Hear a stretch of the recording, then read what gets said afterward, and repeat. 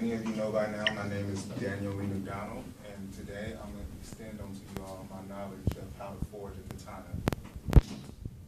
The katana, or more commonly referred to as a samurai sword, has a curved blade, allowing its wielder to slice through his or her intended object by just unsheathing the blade. There are many reasons to take up the katana.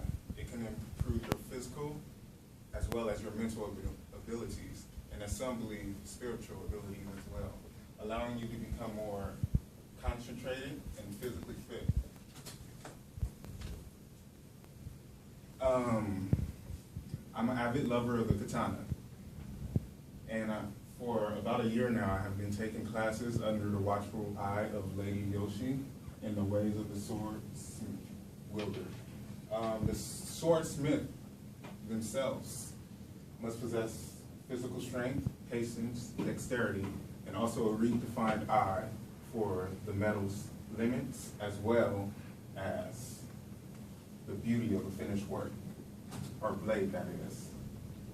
In my essay, I will talk to you all about the process of making the metal, forging the sword, and then I'll go on to talking about finishing the blade and polishing it as well. And I'll conclude it with techniques used by the swords wielders, as well as who most commonly uses the katana in its prime. Okay, I'll start off by talking about the smelting stage, which is the preparation stage of the metal. Two materials are taken, carbon and iron. They're put into this furnace-like thing where they are both combined to make what the Japanese call tamahagane.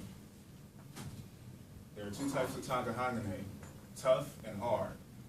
Tough tamahagane, which you see right here, is placed on the inside, allowing for flexibility, and hard on the outside, allowing for dexterity.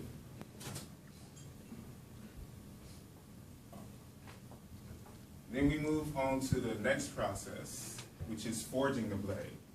The metal is delivered to the swordsmith, which removes all impurities. You see that's the thing bouncing off? That's sludge, which is the impurities within the metal. Then to further define the tamahagane, it is folded several times, many times, over and over again, and heated until it reaches perfect form, and the carbon is distributed throughout the metal equally. And then you combine this tough tamahagane with the hard tamahagane, forming the perfect blade. And after the blade is formed, it is coated with clay, and this process allows the smith to show his artistic side. Then we go to this process, which is curving the blade. The clay is heated and then cooled, and it is at this moment, some say, the sword is endowed with a song. And these are the many forms of the katana throughout history, starting from here and ending there. After it is formed, it is sent to a polisher, and this polisher will,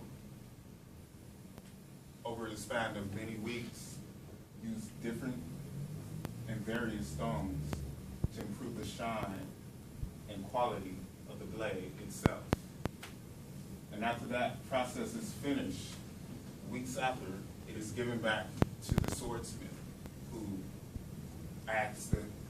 puts the hilt onto the sword so that the samurai, or whoever purchases the blade, will be able to wield it. Sword techniques. In the series of National Geographic, they say that the sword, in order to wield it, the right hand goes on top for strength, and the left on the bottom for control. And it is used in circular motions, much like Tai Chi. The samurai, or knights of Japan, were the main wielders of the sword. They had with them at all times 3 blades, a short, a mid, and a long blade. The katana was a long blade, and it's the most revered of them all. I talked to you all about the process of making the blade, the metal itself, forging the blade, and then I extended my knowledge by telling you guys how the blade is wielded and who wields it. And now I'd like to end my speech with a little quote from the movie Ghost Dog, The Way of the Samurai. Even if one head were to be suddenly cut off, he should be able to do one more action with certainty. With mortal valor, if one becomes like a vengeful ghost and shows great determination through his head, though his head is cut off, he should not die. Thank you.